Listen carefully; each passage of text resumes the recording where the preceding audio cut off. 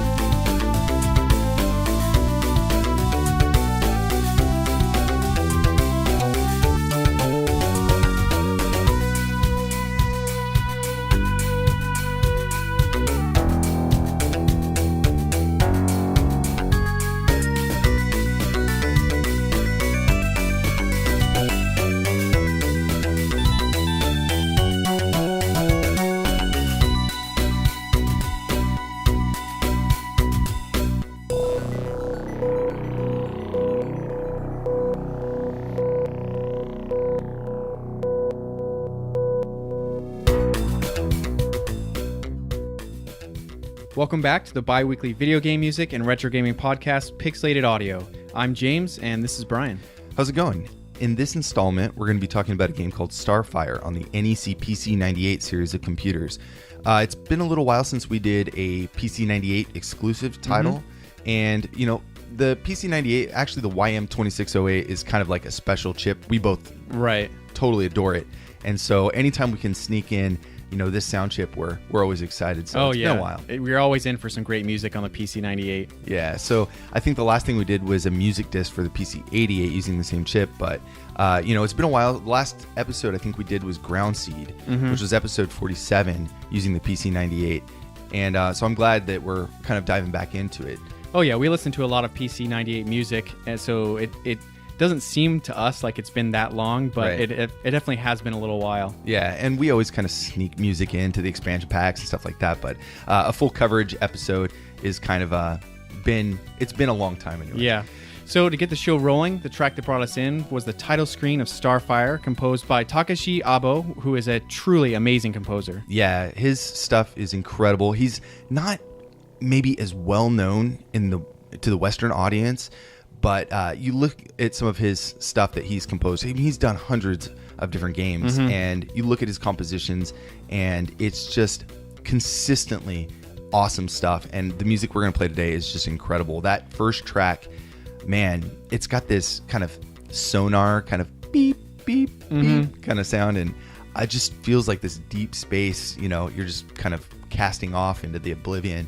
Yeah, I love that really minimal start and end that this track has. It has a very, like you said, minimal, kind of like out there in the middle of nowhere type feel. It's kind of creepy, and then it gets really heavy and industrial, which I really like. And this track has so much variety. Like there's all these little riffs that kind of poke up, and you're like, oh, it sounds kind of familiar, and it goes off in this different direction. It's really cool. I think we're going to see that kind of trend throughout the episode, because a lot of the soundtrack has a lot of very minimal kind of hinted at features of the song, and they kind of just bud out like here and there, and you kind of can miss it if you don't pay attention, but in the back of your mind creates a much wider and opener kind of space atmosphere, and I really enjoy it. Yeah, and I think those little riffs that kind of pop up that seem familiar make this soundtrack feel like something that you've already listened to before, or it kind of like lets you feel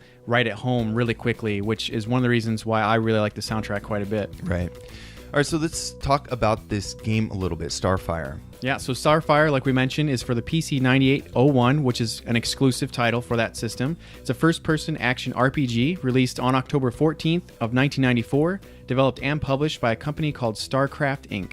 Now, StarCraft Inc. was a small Japanese developer and publisher that got into the game industry by porting Western games to the Japanese audience, mostly for the PC98 and the FM towns, starting in 1983 with their first title ported from the Apple II called High Res Adventure No. 2, The Wizard and the Princess.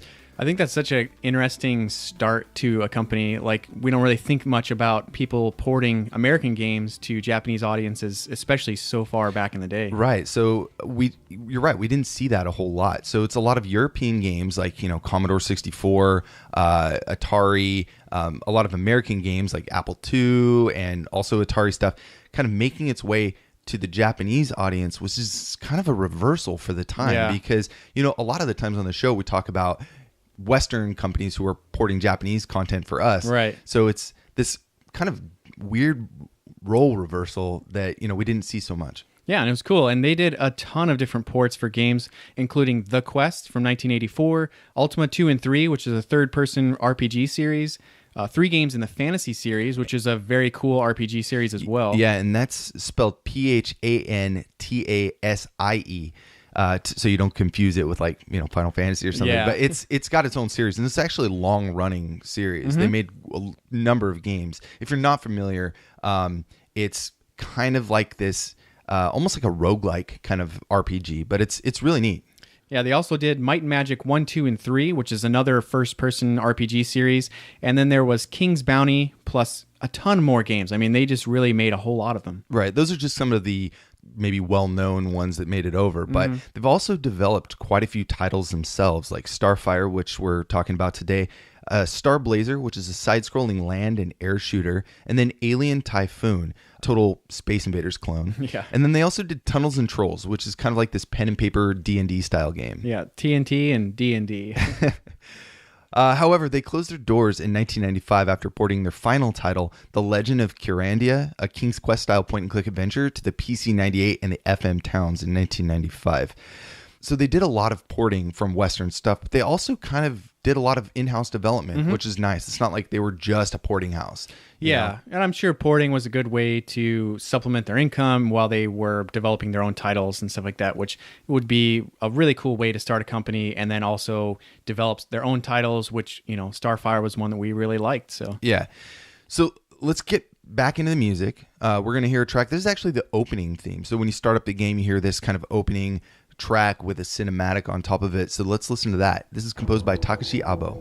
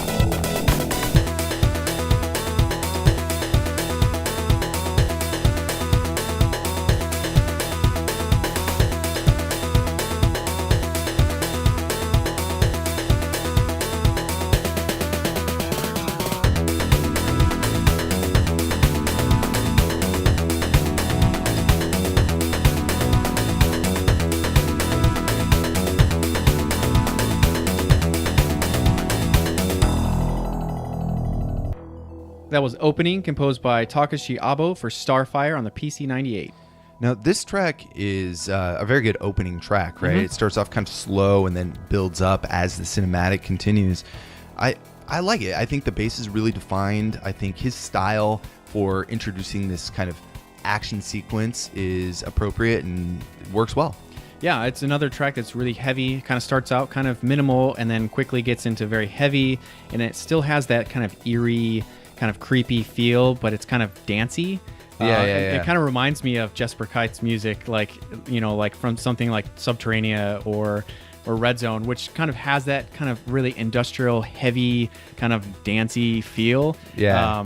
So I guess that's something I can compare it to, which I guess Jesper Kite would be compared to him. Yeah, well, it's funny that you say Jesper Kite, because I was driving and I was thinking about the same thing. I was thinking that his Abo-san's music has a very industrial, progressive feeling to it. Less of a focus on melody and more of a emphasis on the rhythm, percussion, and kind of like these little nuances, these little hints of what could be a melody that don't really evolve. And I think that's intentional, Right, and that's actually a good point, because there are a lot of spots that we've, just in those first two tracks we've heard, that you can kind of notice that something gets going and then it kind of goes in a different direction. So it feels like little sections of, cool beats and rhythms that are going on, but it doesn't really evolve into like a melody. Right. It kind of evolves into something different, which is just like another little section, but they go together really well. Right. It pivots a lot, it like kind of switches focus, even though it continues that rhythm section.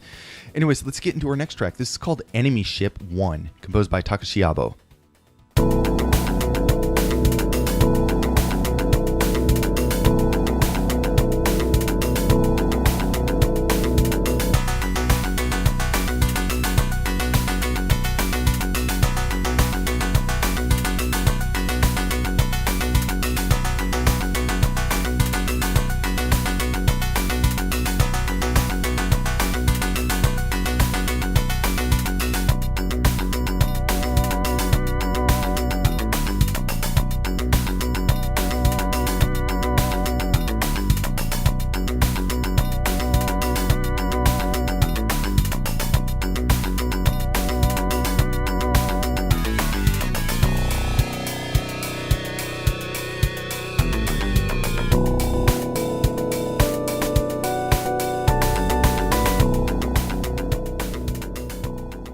All right, that was Enemy Ship 1, composed by Takeshi Abo for Starfire on the PC-98 using the YM2608 sound chip.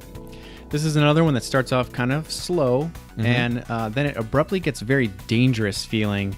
And then I like how that kind of fades away. You still have that kind of tone that's been set with it being kind of dangerous, being on an enemy ship, I guess. Right. And then it kind of has a part that repeats quite a bit, but I like that it lets you kind of sit in that feeling while you're kind of walking around and getting used to the level and stuff like that, so that you're not constantly bombarded with new parts. I liked that for something that feels more like a gameplay level, you kind of have something you can get used to, so then you can kind of focus on everything, and then it still has sections that change, but they feel very much more related than like your real abrupt changes. Right, and I hate to compare it to something like, I hate to say Metroid, but Metroid, everybody knows the soundtrack for having this spatial kind of feel, right? Almost like a desolate sound. And I think Abo-san, his style, not only creating the melody, or not only creating the rhythms that he wants, but he puts in these very like non-organic, almost mechanical sounds here and there with like the PSG parts of the YM2608. And he uses that to create like an atmospheric kind of sound. And I really like that about his music. I really like that about this track too. Yeah, and I do also hesitate to compare things to Metroid, but it's a very well-known soundtrack, and it's a very early soundtrack. Right. I mean, 87, I think, and it was one of those games that really blew me away because it set like a mood. Instead of like it being like, oh cool, this music sounds fun and awesome, right, or even just like scary, it had this really like minimal feel to it that kind of creeped you out, even though there wasn't a lot to make you creeped out. Right. And I think this soundtrack definitely has that same feeling where it has this weird eeriness to it, and it has some emptiness to it. Right. But it's not like a bad type of emptiness. It's not like it's missing something. Right. It almost like little parts are breaking off here and there, and things are just kind of moving around, and I like that about his style. Yeah, because before I had seen any gameplay of this, and I haven't spent a whole lot of time looking at it, but I had like a Aliens vibe. Right. Like very, very creepy, minimal, almost like you were kind of on the edge of your seat most of the time, like you didn't know what was going to come up next. Yeah. So Takeshi Abo, let's talk about him for a little bit. We're going to be talking to him later on, which is awesome. So we're going to get a lot more details about his career and his music style and stuff. But Takeshi Abo started at StarCraft Inc. and composed the music for Flixmix, Rhymestar, King's Bounty, Tsuyon Jio, which I had played Great a track. soundtrack. Yeah, I played a track from that on our VGM Rips episode. So, yeah. He also did Marionette Mind and ported numerous soundtracks from other systems like Might and Magic 4 and 5, Space Hulk, which I think we played a track from Space Hulk at some point in the show, and Carandia. So anyways, in 1996, he joined Kid. StarCraft was having some problems, and he joined Kid, which was a company that primarily focused on creating arcade action games. But around 1996, when he joined, they shifted their focus to producing visual novels, which were much more profitable at that time. Right. We saw that. There's a huge number of visual novels. Yeah, and I think in like the late 80s, early 90s when graphics were getting better and they could kind of mimic that manga feel on the computer. That's when it just blossomed, and like everybody kind of wanted to get in on it because it was an easy way. You didn't have to print anything. You just sold a floppy disk, and you were done. Anyways, at Kid, he worked on 2 game series that ended up being bestsellers. There was the Infinity series and the Memories Off series, both of which were very well acclaimed by both Japanese and Western audiences. Some sites like RPG Fan, they gave it a ton of praise, saying that the music was incredible, the story is really good, and if you're an RPG fan, you should definitely play it. I think in like 2000, I think it was like early 2000s or something, they said that it was like in the top 15 RPGs of all time or for that year. So, it's something to go back and check. I'm not a huge visual novels fan, but if the story's really good, maybe why not, Well, and a lot of visual novels have just incredible soundtracks. I don't know if that has to do with maybe they have a little more memory or something like that for music because they don't have like programming and stuff, like enemy programming and things. But there are so many visual novels that I want to play just because of the soundtrack. I don't read Japanese and stuff like that. It makes it hard. Yeah, so Kid declared bankruptcy in 2006, and a lot of the developers jumped over to another company, one that we've mentioned before in the show called 5PB. And Abo was one of those Kid employees that made the switch in 2006, and he's still working for the company now. So at 5PB, Abo worked on a ton of different titles that received a lot of recognition. There was Steins Gate, Chaos Child, Phantom Breaker, and dozens and dozens of other soundtracks. Steins Gate, I know, gets so much notoriety, and Chaos Child as well. Like, people love those games and love those soundtracks. And Phantom Breaker is actually a really interesting one because it's kind of like this, kind of like a beat 'em up, kind of River City Rampage kind of style game with like pixel art and stuff. It's really, really incredible. That's cool. Yeah, and so he did a lot of work at 5PB. But let's get into our next track. This is called Galaxy 2, and it's composed by Takeshi Abo.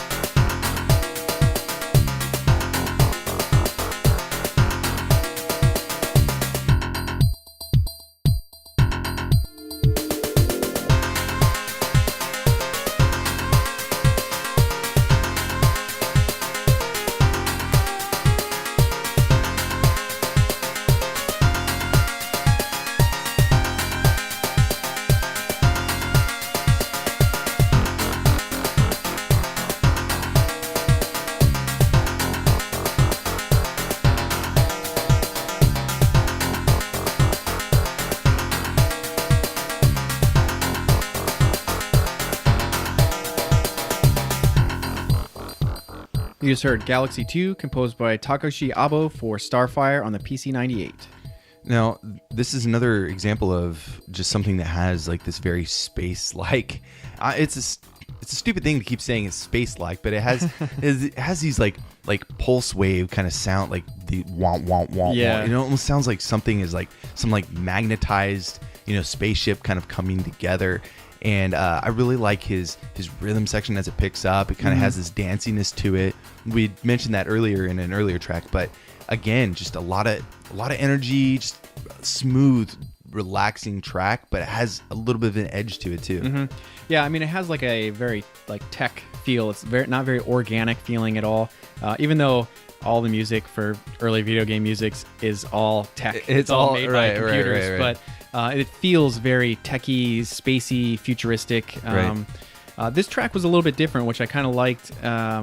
It felt like it took place in someplace else than where the pirate or that first ship level took place, which we'll get into in the story a little bit. But you kind of go all over, and I liked that feeling that almost each area that you explore has its own style or type of music that that area likes. And this track also had less variety. It was more of like a standard game track, which right, I a little like. more straight shot. Yeah, not standard in the sense that it was boring or anything, but it fit the mold that most video game music goes into. It has a theme that kind of goes throughout the entire track.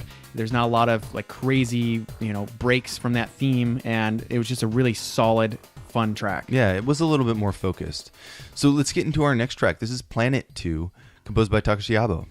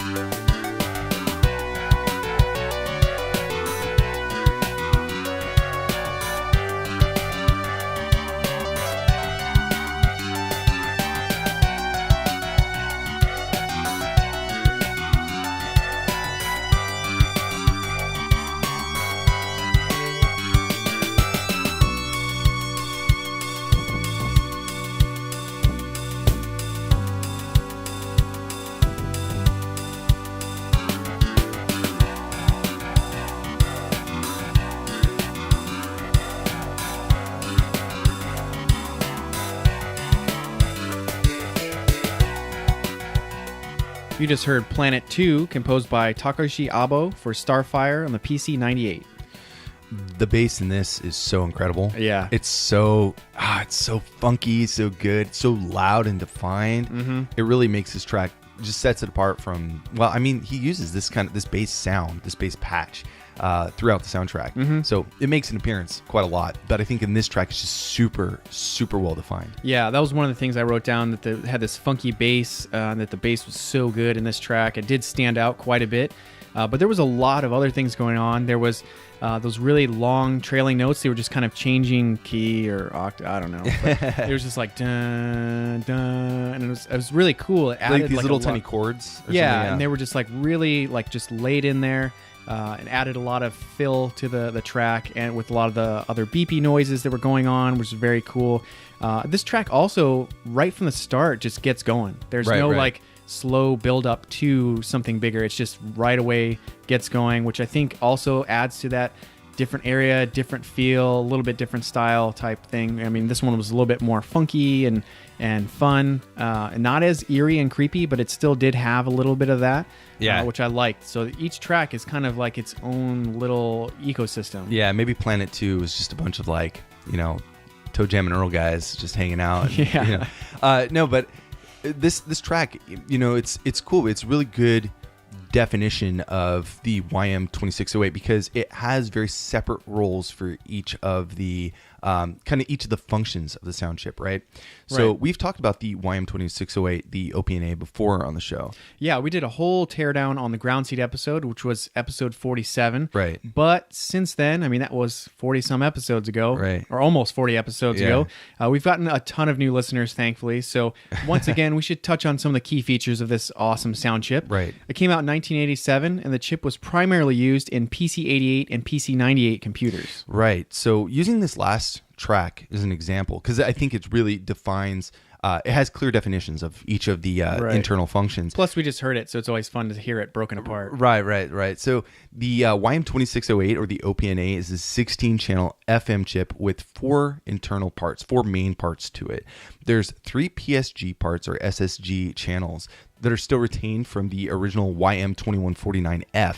So it's just this really kind of nice, simple square wave PSG section that kind of enhances the audio, makes a little bit more kind of starry, like, twinkly, and there's a lot of really cool things going on with this. So let's listen to just the PSG.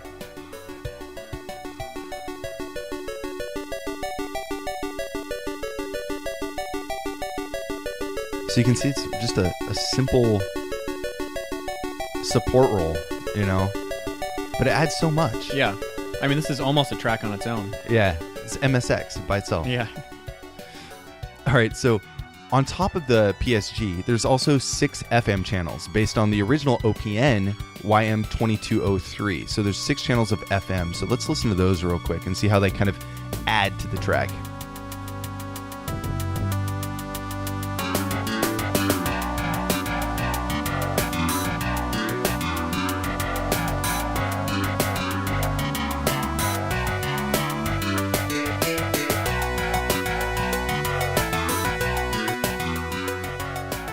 So you can see those 6 FM channels actually do bulk of the bulk of the track. Mm-hmm. They actually do most of the work. They're the heaviest hitters. They're the most used for everything bass, even some percussion in there, right? Right. You get the kind of like the hi-hat kind of sound. Yeah.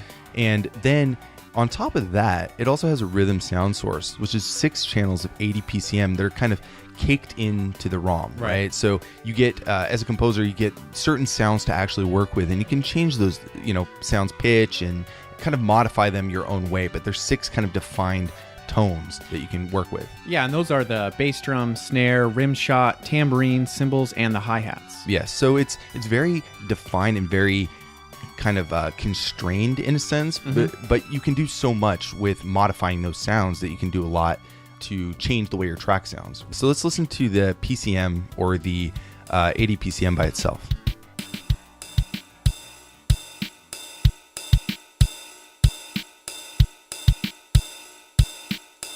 So now he's got 6 channels to work with, and he's really only doing something like with 2 channels, right? He just has that kick and that snare in there, and he's using the hi-hats on the FM maybe to create his own kind of patch instead of relying on something that exists. But it's this isn't the best track to showcase everything that the PCM can do, because it really can do a whole lot more, and we've heard that on our music disc volumes and other stuff. But it's still nice to kind of hear how it, when you break it down, to hear how kind of the parts come together, right?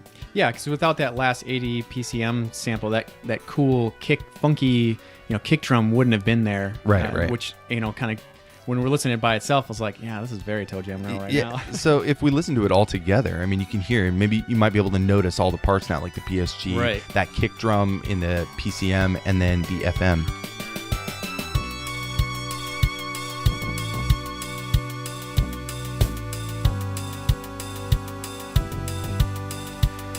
That kick drum really has like a thud to it, like it makes your heart kind of jump. Yeah, you can feel it vibrate in the headphone.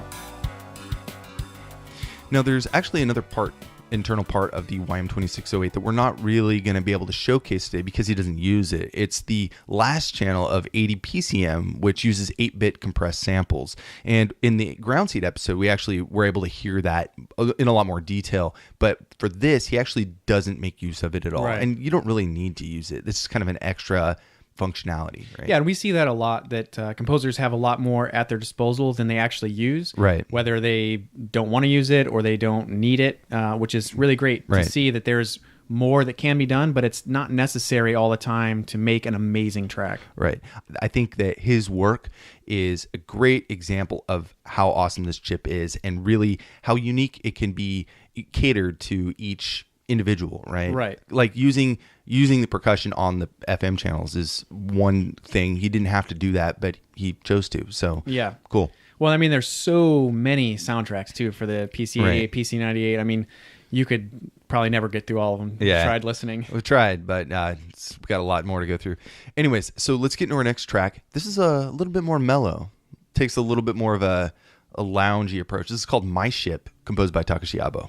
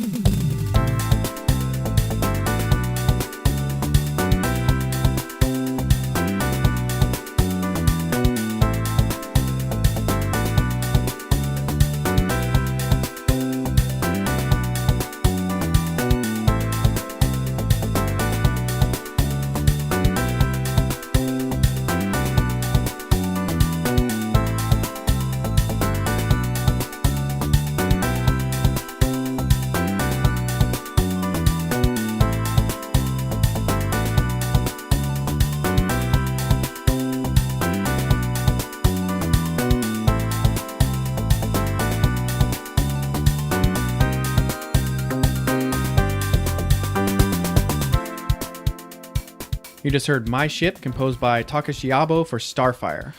This is smooth, man. This is a jam. Yeah. It's almost kind of elevatory in a way, but it's got like this really kind of loungy vibe, and I like that. Yeah, it's definitely much more relaxed and laid back than some of the tracks we've listened to. And if the naming conventions mean anything, which sometimes in games they don't, Right. I mean, the title My Ship, it leads you to believe that you're in more of a safe zone. A safe zone, yeah. Yeah, and you're kind of going to go like replenish things and maybe go buy. So maybe there's some shops and stuff, but it's very relaxing. It feels like this is music that you would listen to on a good day. Right, Like you got to right. have playing in your head while you're out, enjoying the sun and just kind of, enjoying your day off or something like that. But it was funny listening to this track. Also made me think of like being in a like customized character golf game. Like, so this is where like, I'm going to pick my different Argyle sweater and I'm going to go with different knee-high slacks and stuff. And I can see that. It was because it was so chill and fun, and it kind of seemed like a track that could add more life into something that may not be as exciting. So, something like customizing your character, right. walking around in Something a little safe more space static, station, right. yeah, where you're like not going to be getting attacked. So it was a very fun track. I like this one quite a bit. Yeah, I think this track, the whole soundtrack really is something that's great to listen to in the background. Yeah. It's not just like it's background music in a sense that, it doesn't have anything exciting to it, but it's just really good. Like I was able to listen to the soundtrack, work during the day, and I was in a good mood. I was just jamming. Like all of a sudden, like, the bass would start up in a track and I would just be like kind of getting my, coding bass on, and Yeah. like it was cool. I like this, and I think this track especially is so mellow, so smooth. It just kind of gives you this feel good vibe. Yeah, and anybody that listens to enough video game music can know that they may love a track in a game, but outside of the game, it may not be the greatest to listen to, or some soundtracks that have like a ton of 10 or 15 second tracks. You can kind of like get over it. Everything's changing too quickly. Right. Whereas it's got nice, long tracks that are nice and fun to listen to that, influence your day, which is nice. Right. All right, so let's talk about the story of this game. Kind of put it off because there's not really much to say about it, right? It's quite long, and it's quite Japanese. Yeah, yeah. Well, and the most retro games, the story is by far the least, the most uneventful part of the game, and tends to be very cliche in comparison to many other games. But yeah. So in this game, you play as Starship Troopers, or a mercenary squad that pilots large mechs called motor shells, and you and your team of mech mercs, which is that a new? I'm coining now. I was like, is that a new word? Yeah. All right, cool. But yeah, so they are stationed on a battleship called Dragonnet under the contract of a government to do various unsavory jobs like squashing colonial uprisings and more stuff like that. That's Something not very fun. People don't want to do, like the garbage collectors of the galaxy. Yeah, you're working for the government to kind of put people back in their place. So it doesn't sound like a very fun job. But as luck would have it, you quickly find yourself as the only hope of subduing a new threat of mysterious space invaders, which seems to always happen when people venture out into space. Yes. So eventually you gain access to a ship that allows you to travel the galaxy and encounter more hostile ships. And space travel and visiting other solar systems and talking to people is how you progress the game's main story. So that's kind of what I mentioned earlier, is that you're going to be traveling the galaxy, so it seems like different areas have different styles. A completely different setting, a different vibe to them. Which I think is very cool that is reflected in the music. Yeah, I think so. I was streaming this like last week, and I think it was Victor that was in the chat, and he was kind of like watching me kind of go through it, and I was kind of skipping over some of the story because I was just sampling the game. I just wanted to kind of get an idea for it. I was reading the story kind of pieces, kind of speed reading through it, and it seems interesting. I think if I was more dedicated to want to maybe finish the game, I would definitely go through and like kind of concentrate on each thing, but I just wanted to get a sense of how the gameplay worked and everything. So I kind of missed a lot of maybe the key things. I know I was looking for like engine rooms and talking to different doctors and stuff, but what I want to bring up is the different environments, because I did get to, I think, the boss of level 2, and in level 1 you're just dropped in this kind of void ship, and level 2 really gets more kind of organic. You're still in a ship, but it's got like plant life and like like these huge earthworms that come attack you. And so there's a lot of different variety and different kind of aspects about the game that kind of make it more enjoyable. I think kind of switch up the pace a little bit. Yeah, which is always cool. I mean, when you play a game, you normally have like fire levels and ice levels and things like that. So to see that they continue that on different ships is really cool, because it could very much be like different like tech designs and like this one's like blue tech stuff and this one's like green tech stuff.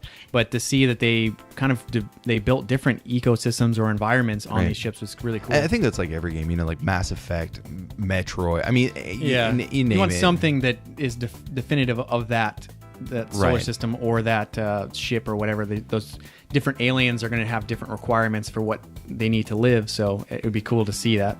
But StarCraft ported over the Might and Magic games to the PC-98 and the FM Towns, and for Starfire, they actually recycled the Might and Magic engine, which was designed by John von Cunningham, and used concepts of the fantasy series and put their own spin on it. So it was kind of like a mashup of the two, the engine and the style. Right. So if you've ever played any of the Might and Magic games, it looks pretty identical. So it's a first-person dungeon crawler that's completely sprite-based, right? So it's something like, I would compare it to like Shadowgate, or, you know, I don't know if anybody remembers who's listening to the show, but on the old Apple machines, there was this thing called HyperCard.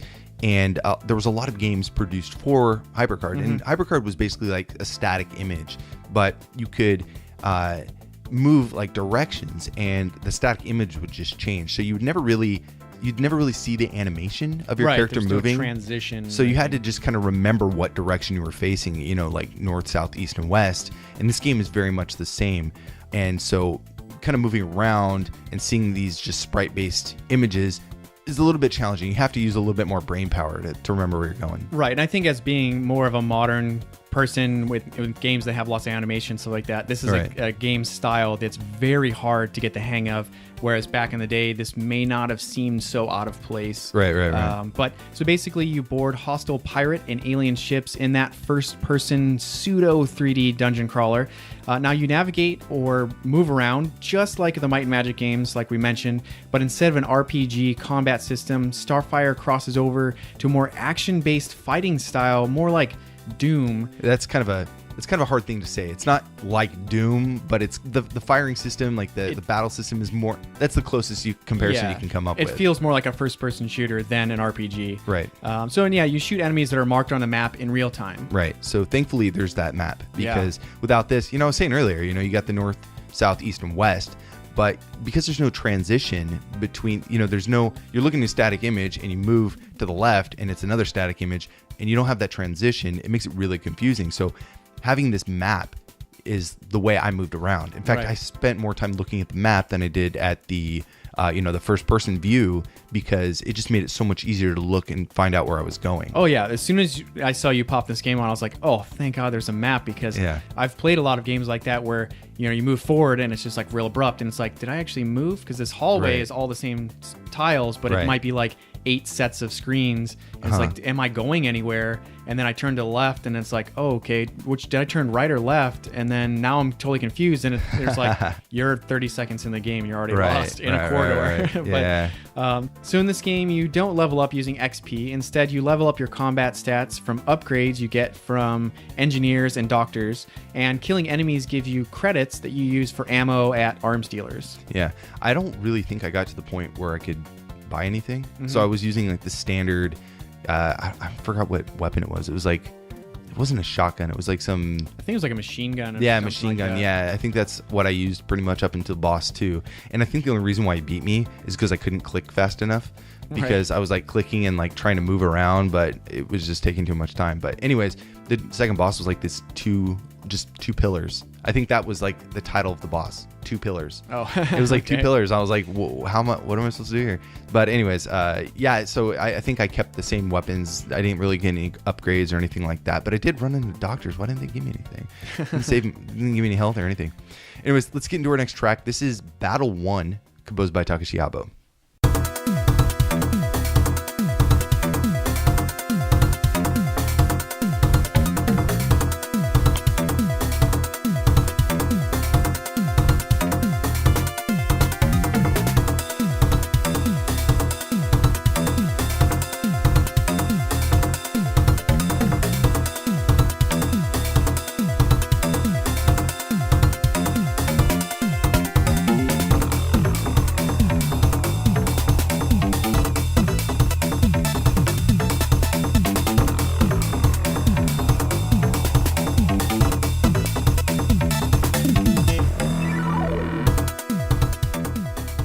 All right, you just heard Battle 1, composed by Takeshi Abo. This feels like a battle track. I mean, it's heavy and abrupt, and it has that kind of alarming feeling of the trailing notes in the background. Very cool. I like this actually quite a bit. It is not as minimal as a lot of boss type tracks or battle tracks. It has some variety and something you can actually listen to. You know, kind of going against what we were saying earlier about it being more mechanical sounding, I think the percussion line is a lot more organic feeling in this track, a lot more like tribal in a sense. Do you want to listen to the 80 PCM samples real quick and just see kind of how that sounds? It might not be doing as much as I think it's doing, but yeah.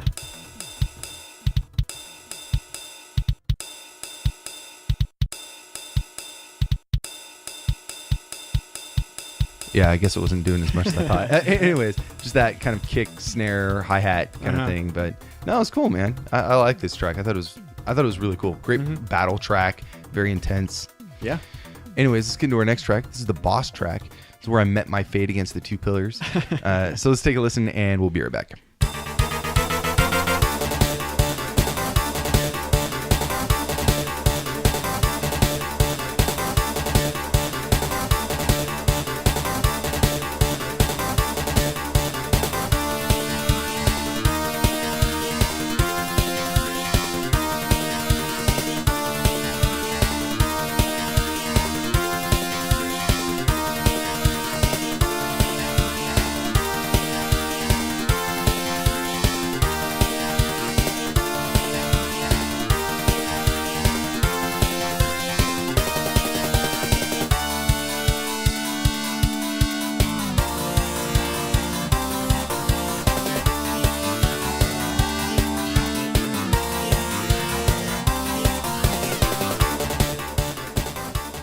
You just heard the boss theme composed by Takeshi Abo for Starfire using the YM2608. This track is awesome. Yeah. This is some awesome boss music. The bass line is incredible, man. It's so like fast and punchy and has a lot of energy. I dig it. Do you want to listen to that real quick?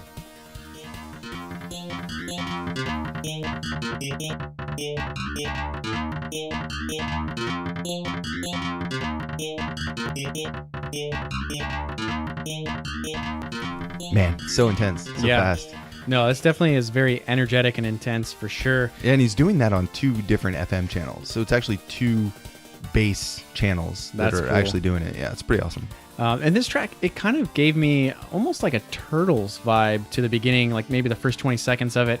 Felt kind of like a Turtles boss fight. I could imagine fighting like Rocksteady or Bebop or something.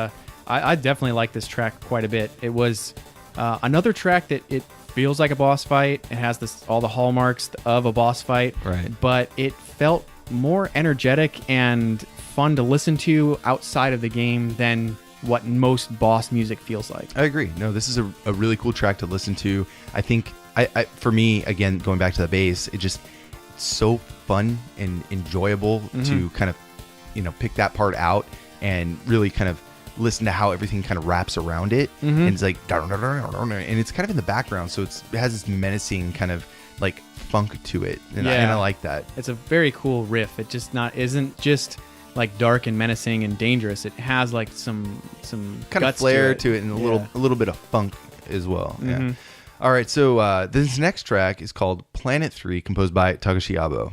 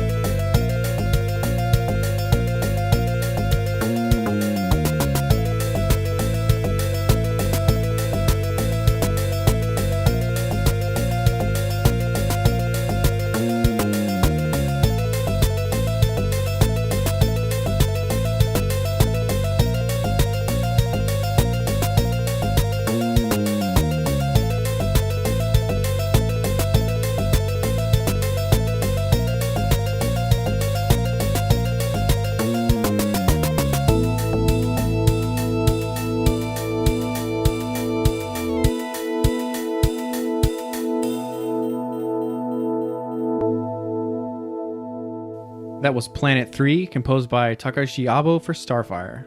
This is cool. This is like another track that kind of builds up into something bigger. It has a very open vibe to it, like an open kind of spatial, like you're running through these hallways of this massive ship.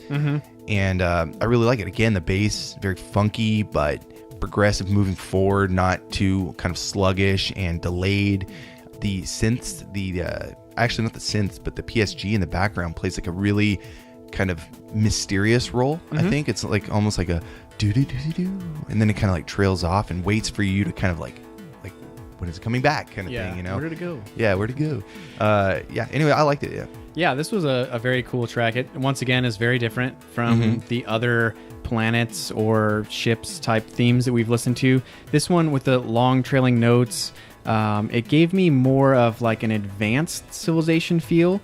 And then there's that part that's very regal and almost like a kingdom type sound to it with like the kind of like trumpety parts. Oh, yeah. Yeah. It kind of gave me this feeling like maybe this is a more organized group of aliens or hostiles, and that they have more of a hierarchy feel that was a little bit different. And since it was less mechanical and very, a lot less heavy hitting, it gave me this like cleaner feel. Like I would imagine it would look like a cleaner ship, maybe like I said, more organized, I guess. Yeah.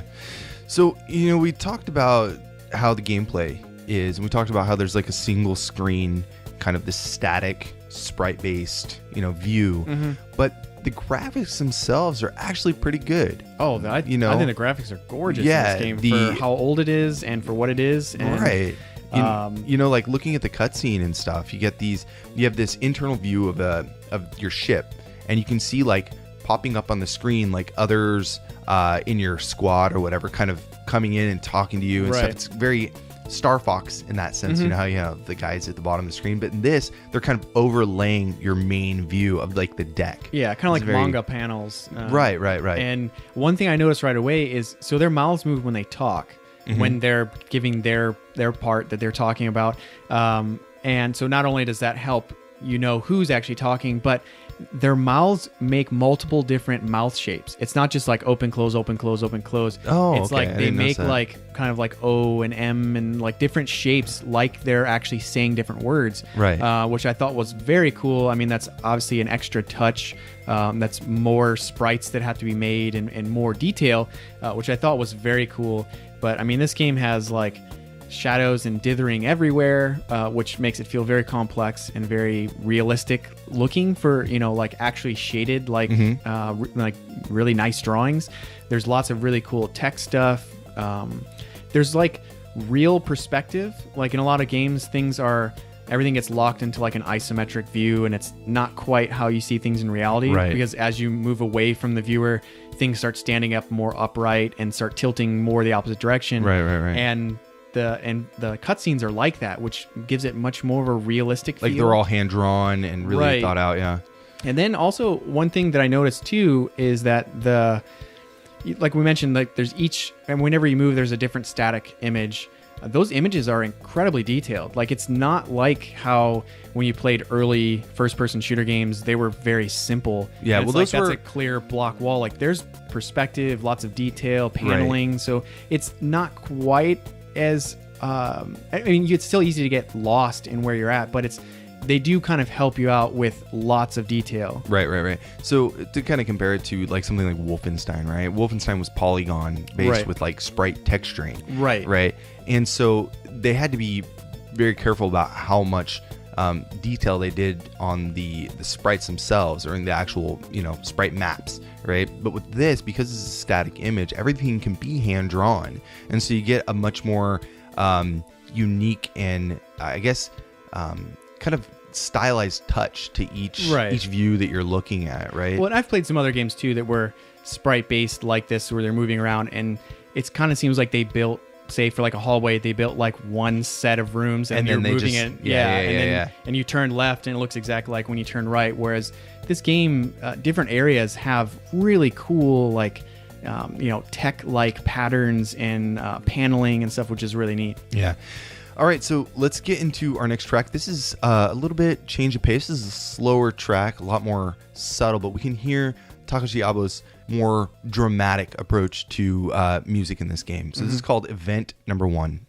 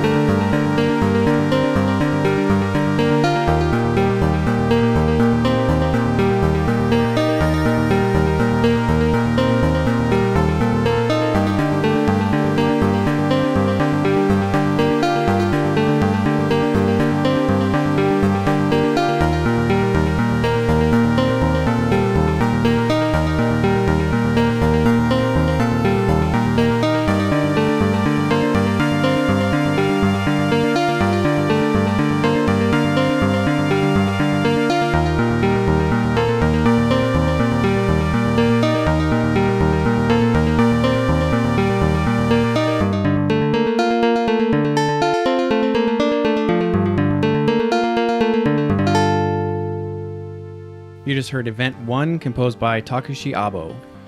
Man, this guy knows how to bring out the sadness. Yeah. There was a track in Tsuyan Jiao that I absolutely love. It's called Sadness, and he just knows how to bring it, man. This is like so depressing. Like, my heart breaks when I hear this. I'm just like, oh man. Yeah, for me, it felt like I was just out on a mission, and one of my mech merc buddies just sacrificed himself to save me, and this is me like dealing with that back on my home ship or something. So it's rough. I loved it. It's a very beautiful track.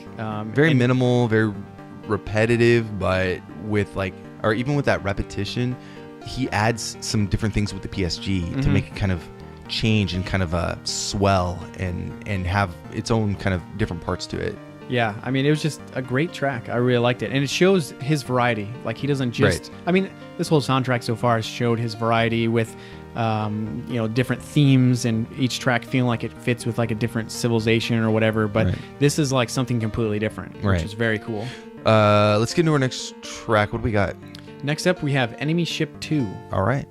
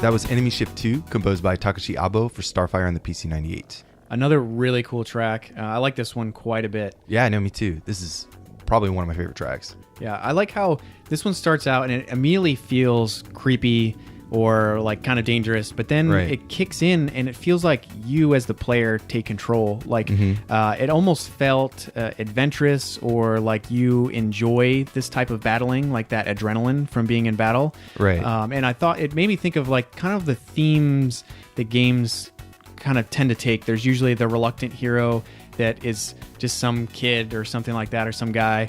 And then there's the type of hero that is trained to do what they're doing. And in this game, you're definitely the second type of hero where you're trained for battle. So it gave me this sense of like, okay, I know I'm going to go on this ship that's dangerous and I might get killed, but I kind of enjoy like taking charge type thing. Yeah.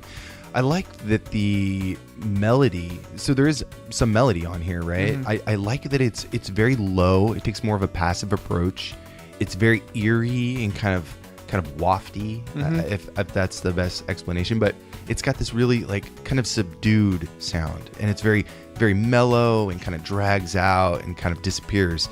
And then, you get that kind of peppy PSG and percussion line back in that give it a little bit more oomph. And then it goes back into this slower groove. And I really like this track. I think that balance of starting off a little bit quick and desperate and then moving into this kind of almost relaxed, euphoric state and then back is really excellent. Yeah, it gave me kind of a sense of like something from the Mega 10 series. Right. All right, so we've been talking about Starfire and the music of Takeshi Abo for the last, 45 minutes. I think it's time we bring on the composer and we talk to him and get some of his insight on this soundtrack and his composing career. Oh, yeah. All right, so Abo-san, thank you so much for joining us today. We're excited to talk to you and have you kind of share your thoughts about your composition and your career in video game music. いえいえ、改めてよろしくお願いします。 All right, so let's start with the de facto, since everyone has a different path. How did you get started in music and what led you to work in the game industry? はい。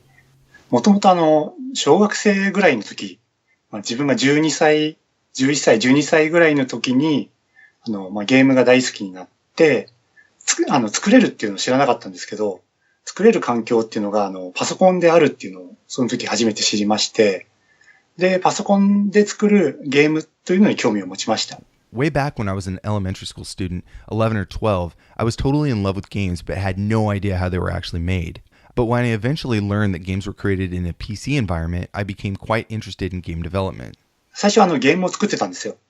でゲームを作るとあと音も欲しいなとなって、音も入れるようになって、でそれが次第に曲も作りたいなとなって、で自分では作れないので、既存のいろんなゲームの曲を入れたりしてたんですけど、だんだんやっぱり自分で曲も作りたいってことになりまして、で曲を作り始めた。I started making my own game.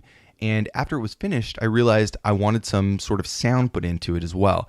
So next, after I had the sound implemented, I actually wanted to make music for it. But I didn't know how to write music, so I ended up just borrowing stuff from other games at first. However, I really wanted to do it myself, write my own music. So that's when my musical career began. And how old were you at this time?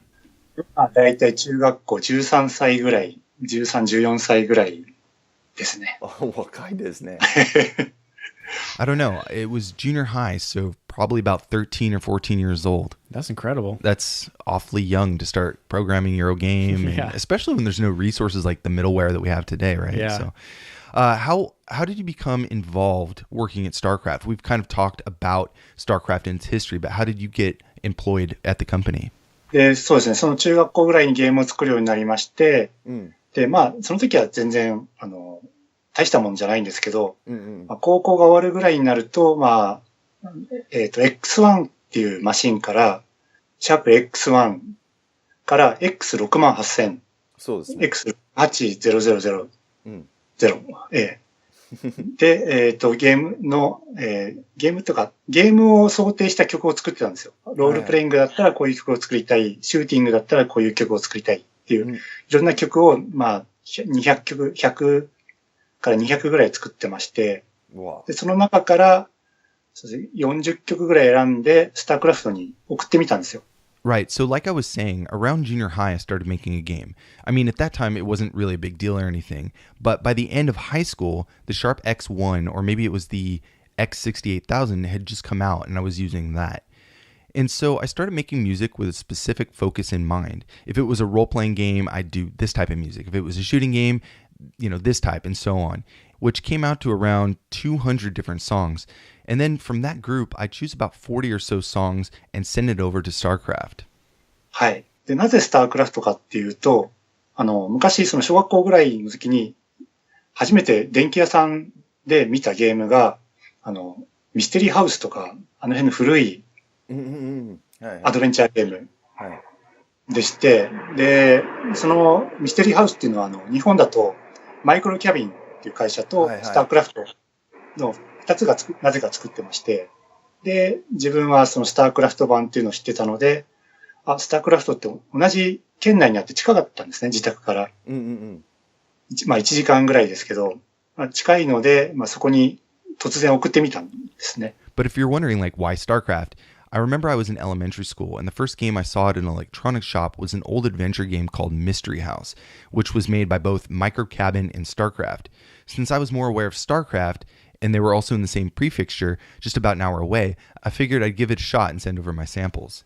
ゲームを作りたいです。音楽はこんな感じで作ってます。というのをいきなり送ってみました。はい。で、まあすぐに返事が来まして、詳しく話を聞かせてってことで、面接ですね。はいはい。面接をしたらもうその日に決まりまして、じゃあ明日から来てください。So I was like, here's my music, and just send it over. I got a reply pretty quick, and then had an interview about a week later.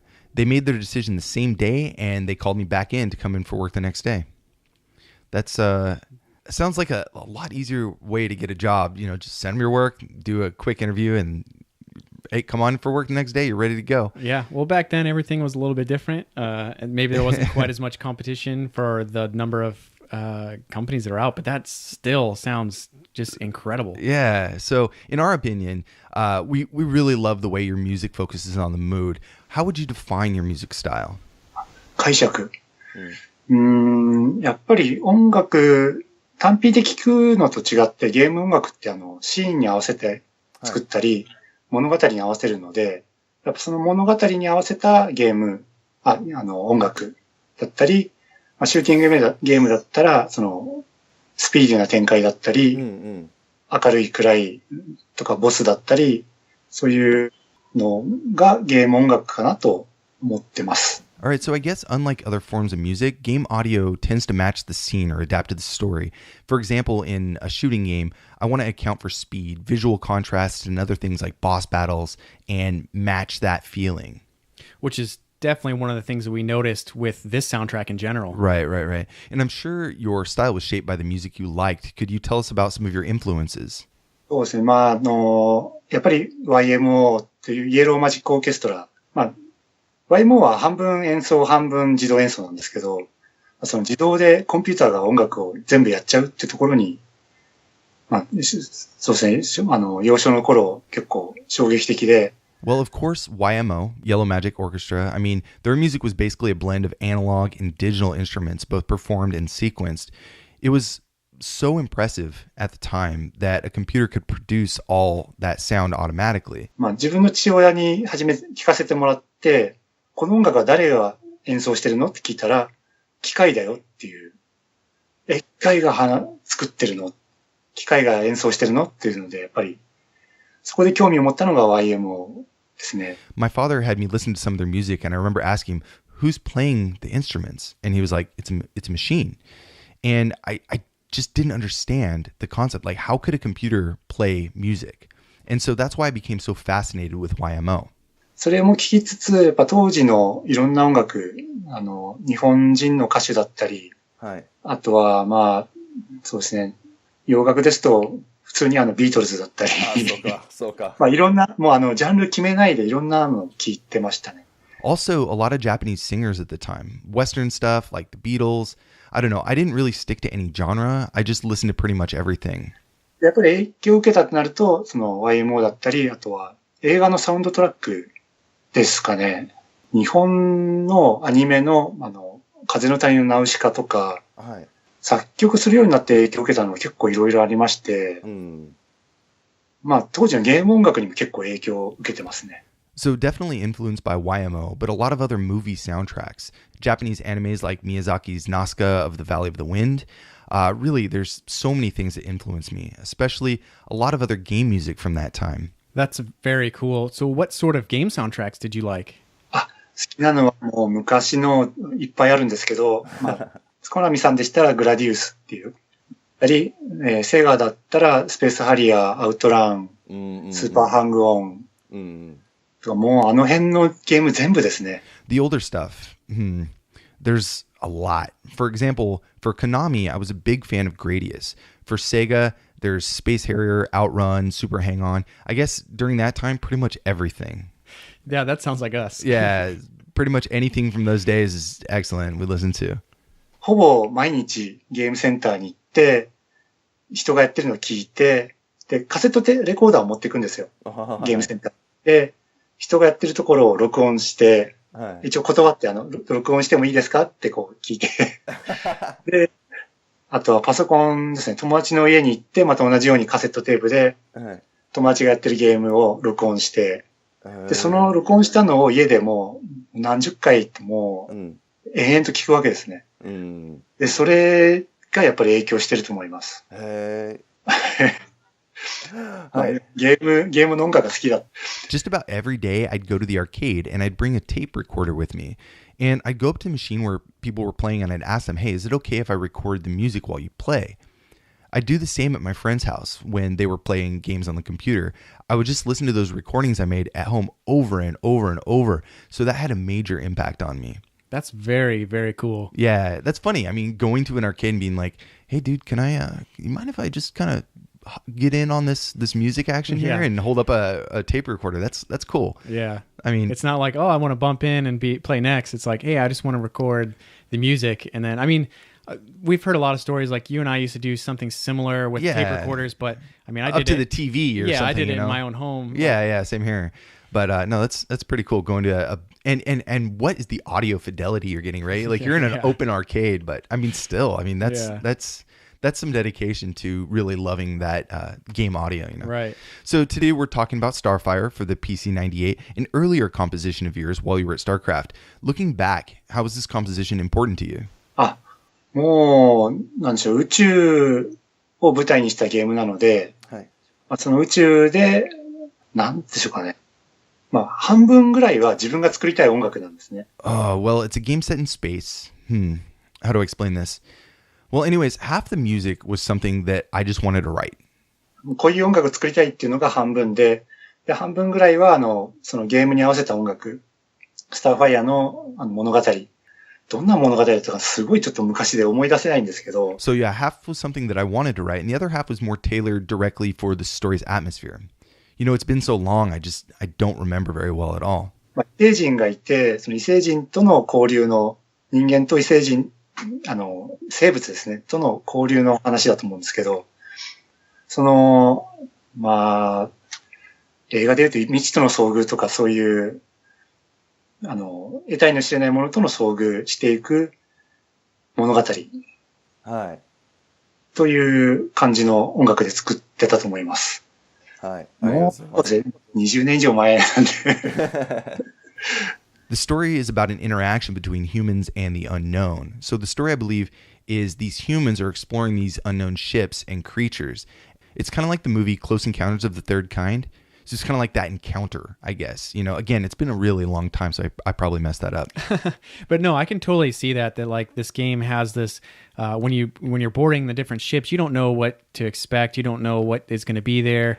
And I can see that comparison to Close Encounters of the Third Kind because I remember seeing that movie and that first encounter, you were like, I don't know what's going on, but you were drawn to it and you didn't know if this was going to be the end of you or the characters, I guess. Like excitement, but this fear at the same time. Right. I kind of wish I would have mentioned that earlier. I was thinking like, God, this sounds kind of like Close Encounters of the Third Kind. I just didn't even think of it. And then he brings it up right away and it totally makes sense. It's got that vibe written all over it. Let's listen to a track together. This is Galaxy 1, composed by Mr. Takeshi Abo.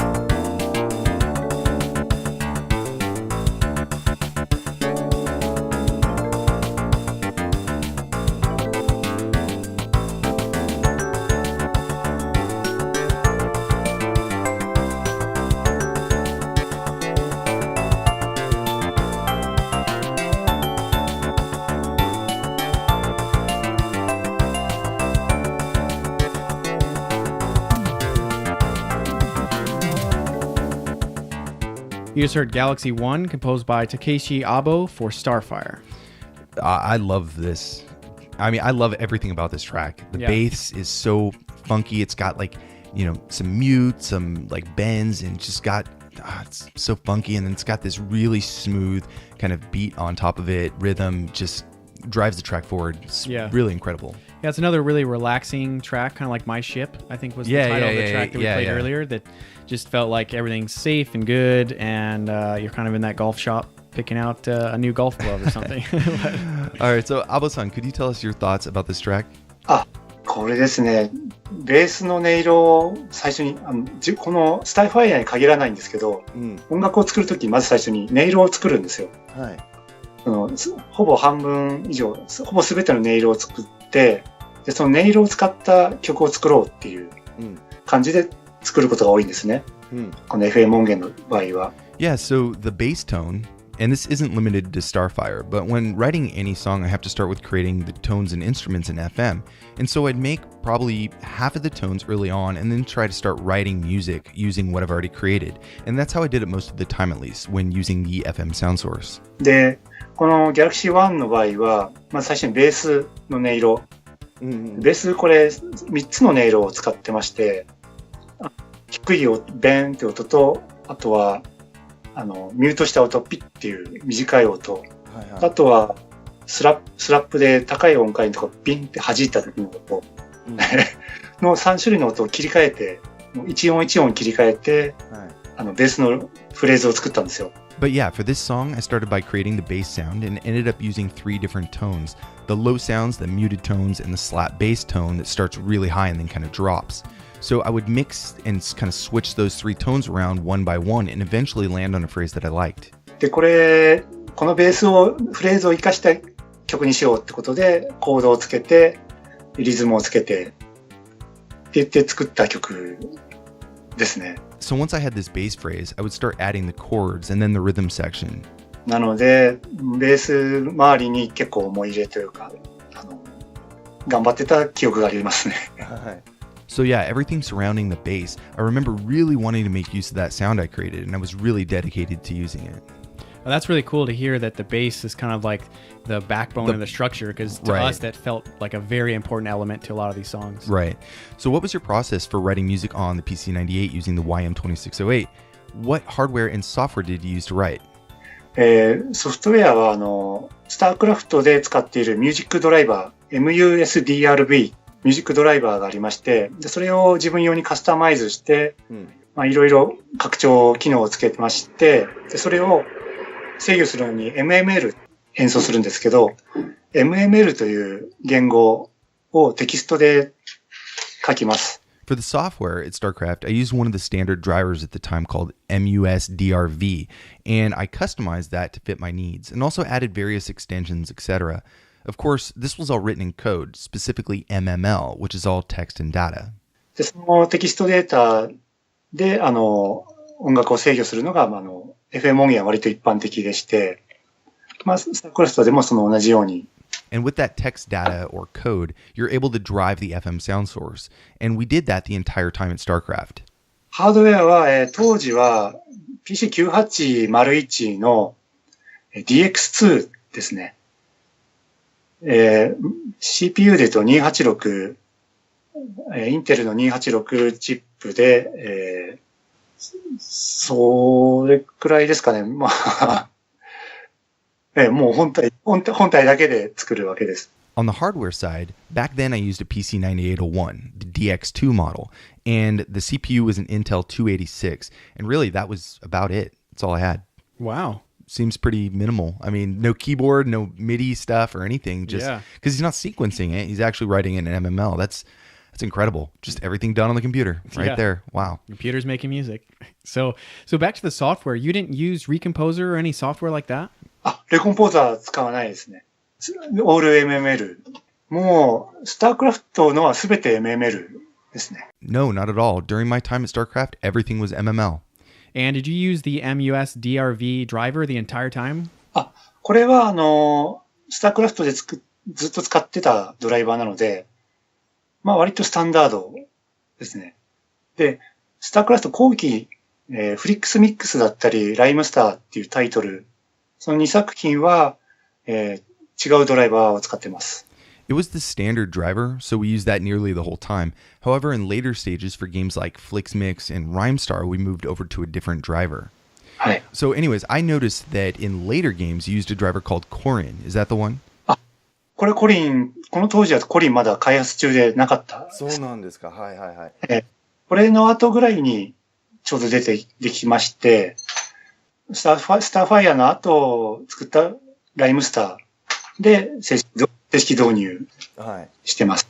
Right. For Starfire, Corin was still in development, so it wasn't until after Starfire's release that we started using it, starting with RhymeStar.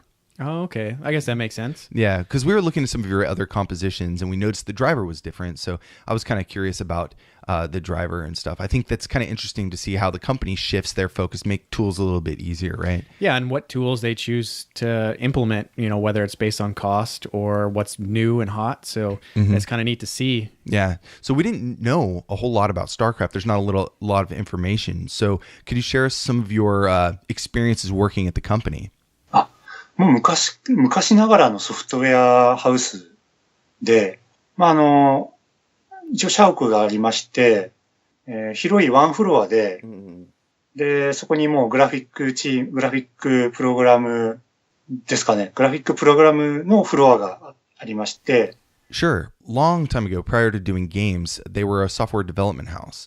It was a company building that we were in a really wide open single floor where the graphic program team was also doing their work. 自分も最初サウンドもそこの同じフロアにいたんですよ。はいはい。だけど、自分音出すので、皆さんプログラムとかに迷惑かかっちゃうので、違う部屋に、仮眠室、和室があるんですけど、畳の日本の部屋、その畳の部屋を音楽の部屋にしまして、で、そこの中で作ってました。見た目は面白いですね。和室の畳の上に座って、鍵盤で曲作るっていう。Initially, I was put on the same floor as the graphics team, but because I was making a lot of sounds and was really disruptive to everybody else, they moved me into another room, which is actually kind of funny. It's a traditional Japanese style room with like tatami floors and everything like that, but it's designed for people to take naps in.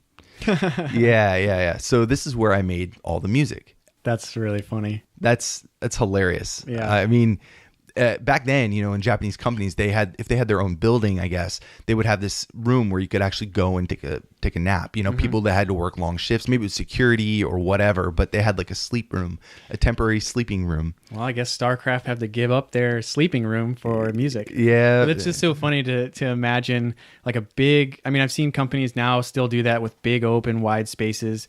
Right. Then there's just like some guy making a ton of noise and everyone's like, come on. What are you doing? And then they're like, okay, well, let's put him in the sleeping room. Let's put him in the napping chamber. Yeah. All right. So after StarCraft and then Kid, you moved over to 5PB Games. Could you tell us what you're working on these days? はい。今は、明治スという会社で、そうですね、もう科学アドベンチャーシリーズだったり、で、今度、来月、9月28日発売のカルティック9っていうアドベンチャーゲームの音楽を手掛けてます。Yeah, I'm currently working for a company called Mages, 5PB's game development division, and mostly doing adventure games and visual novels. Next month, September 28th, we're releasing another adventure game called Occultic 9 that I did the music for.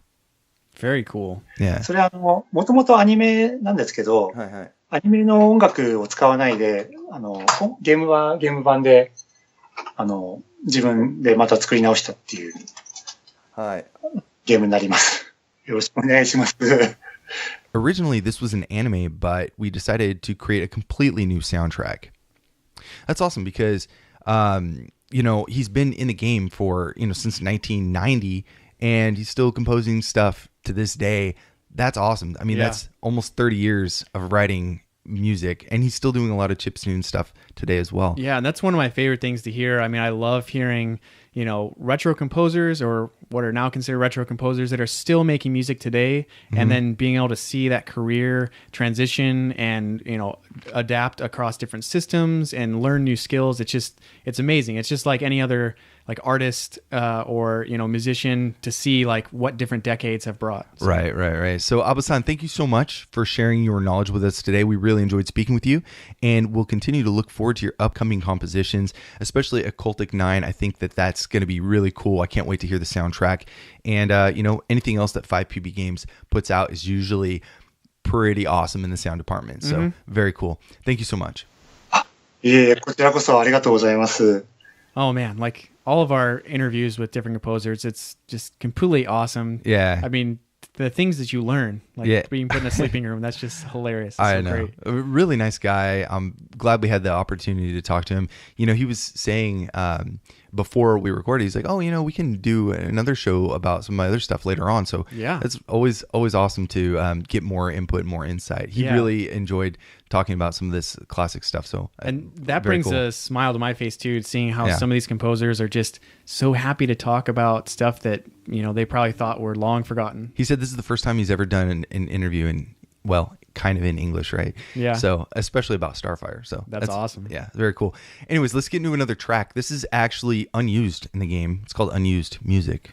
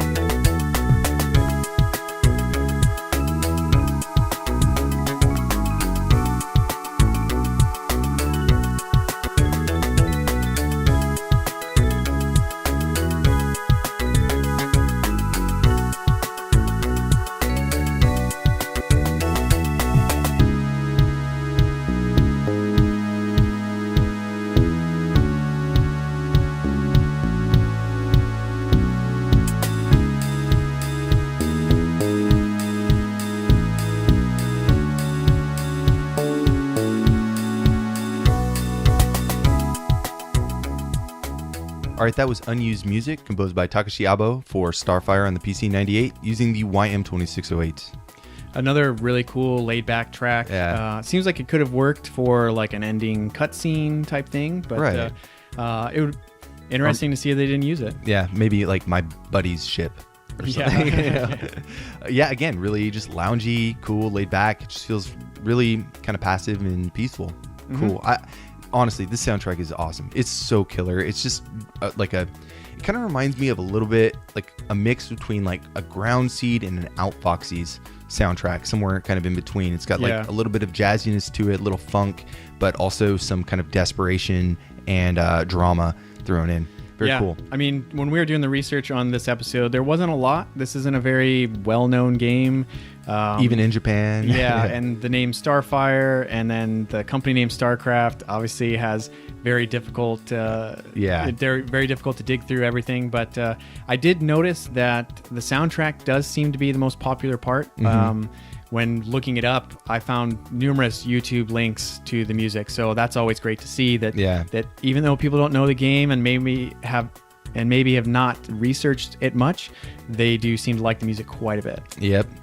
All right, so that basically covers it for this episode. Today we covered Starfire on the PC-9801, composed by Takeshi Abo. Yeah, if you want to know more about the show, you can find us online at pixelatedaudio.com for our show notes. The track list is also there, and we can also be found on Twitter at Pixelated Audio, Discord, and other social media platforms. Definitely check out the Discord. It's getting, a lot more people in there. It's really fun to chat about game music and, anything else in between. It's a great place to just kind of let your hair down, crack some jokes, talk about games, and learn some new links to stuff that maybe we'll cover down the road. Yep. And there's also a suggestion box.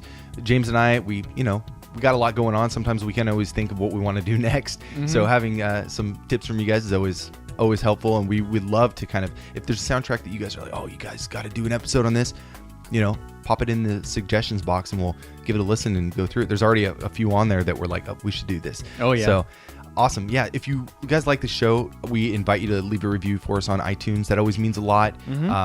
Just use your phone real quick, open the podcast app, or do it on the computer using whatever method you want, and leave us a review and a rating if you can. Yeah, we always love reading those and seeing where they pop up from different parts of the world, which is just really exciting for us. And it's always just a great way to see what you guys are liking, what you're not liking, or what you want to see next. Yeah, and if you guys want to help support the show, one of the best ways, if not the best way, is to contact us and say hi.